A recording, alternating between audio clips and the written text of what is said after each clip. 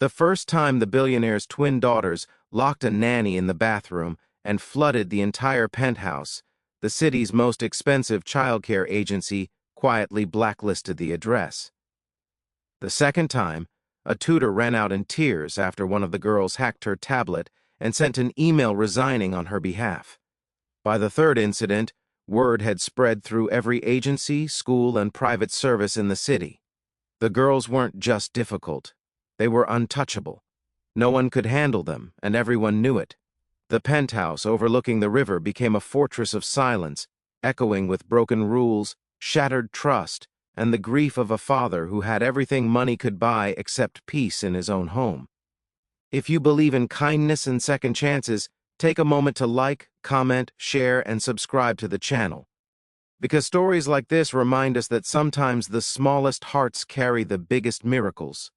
Their father, Adrian Keller, had built an empire from nothing. Financial magazines called him a genius, a shark, a visionary. Employees described him as disciplined, sharp, and terrifyingly efficient. But the moment he stepped inside his penthouse, he was none of those things.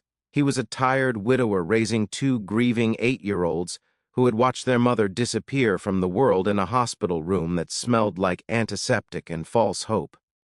The girls, Lila and Nora, had not screamed at the funeral. They had not cried. They had simply gone quiet, and then slowly, over months, their silence transformed into chaos. They broke rules because rules felt meaningless. They pushed adults away because every adult eventually left. Every nanny that quit was proof of the same lesson. Love was temporary. The penthouse staff rotated constantly. Chefs resigned. Housekeepers requested transfers. Security guards asked not to be assigned to the floor. Adrian tried everything money allowed: child psychologists, elite boarding schools, luxury retreats.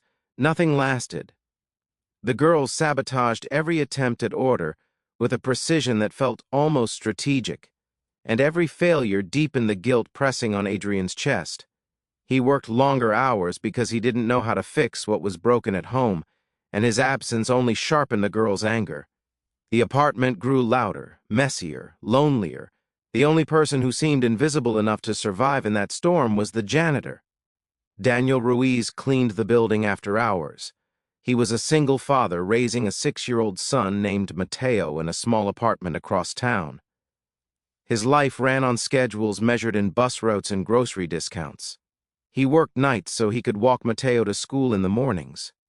He knew exhaustion like an old friend, but he also knew how to smile through it. When Daniel cleaned the penthouse floor, he kept his head down. The wealthy tenants rarely noticed him, and he preferred it that way. Invisible work was safe work. One night, as Daniel polished the marble hallway outside Adrian's unit, he heard glass shatter inside. A crash followed, then another. He paused, unsure whether to alert security, when the door burst open and one of the twins sprinted out, tears streaking her face, fury burning behind her eyes. She collided with Daniel and fell. For a moment, they both froze. The girl stared at him like he was an alien creature that had wandered into her battlefield. Daniel expected screaming, insults, something sharp. Instead, he saw something else buried under the anger: fear. He helped her up gently. She didn't pull away. Adrian appeared seconds later, breathless, defeated. He apologized to Daniel with the mechanical politeness of a man apologizing for a broken appliance rather than a broken family. But Daniel shook his head and said it was fine. He didn't lecture. He didn't judge. He simply knelt to pick up the glass fragments near the doorway while the twins watched. His calm moved through the room like a soft wind. For the first time that night, the girls stopped shouting. It became a strange routine after that. Whenever Daniel cleaned the floor, the twins hovered nearby. They didn't speak at first, they just observed. He worked quietly, humming old songs under his breath, his movements steady and patient. Children notice patience. It's rare. One evening, Nora handed him a rag without being asked. Another night, Lila tried to imitate his careful polishing. Daniel didn't praise them extravagantly. He treated their help as normal, expected, appreciated.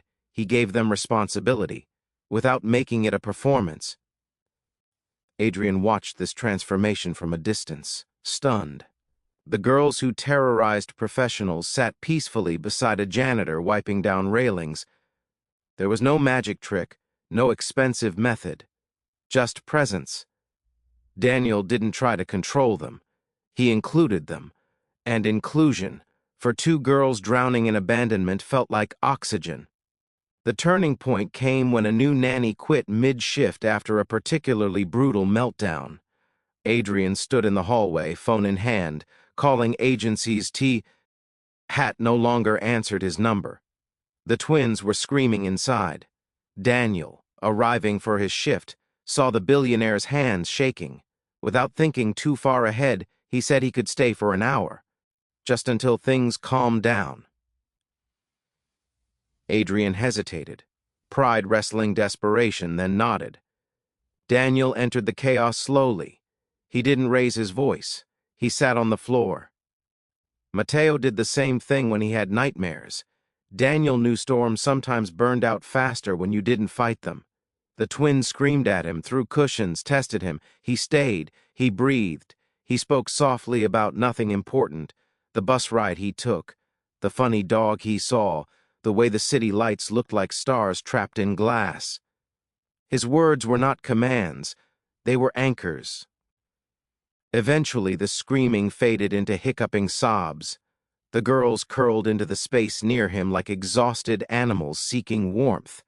Adrian stood in the doorway, tears he didn't realize he was holding finally escaping. He had not seen them collapse into calm like that since their mother died. From that night on, Daniel became something unofficial but essential. He extended his shifts. Adrian paid him more, but Daniel insisted he wasn't a nanny. He was just helping. The girls began waiting for him. They saved stories for him. They showed him drawings.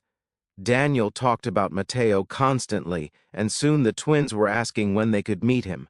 The penthouse, once a battlefield, started to sound like a home. The biggest challenge came when the girls learned Daniel wasn't rich. A classmate mocked them after discovering their babysitter was a janitor. The insult hit like a match to gasoline. The twins returned me furious, ready to destroy the fragile peace they had built.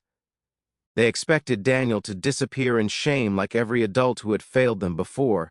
Instead, Daniel told them about the first night he slept in his car after Mateo was born. He described fear honestly, without self-pity. He explained that dignity wasn't something money granted. It was something you carried inside or not at all. The girls listened, stunned. No adult had ever spoken to them like equals before. His vulnerability didn't weaken him in their eyes. It made him unbreakable. They defended him the next day at school with a ferocity that surprised even themselves. Months passed, and the penthouse transformed. The girls still argued, still pushed boundaries, but the destruction was gone. In its place was noise that sounded like life instead of war. Adrian started coming home earlier. He cooked with them, clumsy but trying. He apologized when he failed. Daniel never claimed credit. He simply kept showing up steady as sunrise. The impossible thing he had done wasn't discipline. It wasn't strategy. It was consistency. He proved to two wounded children that an adult could stay. On the night of the building's holiday gathering, Adrian stood in front of residents and staff and publicly thanked Daniel. The room applauded politely, not fully understanding.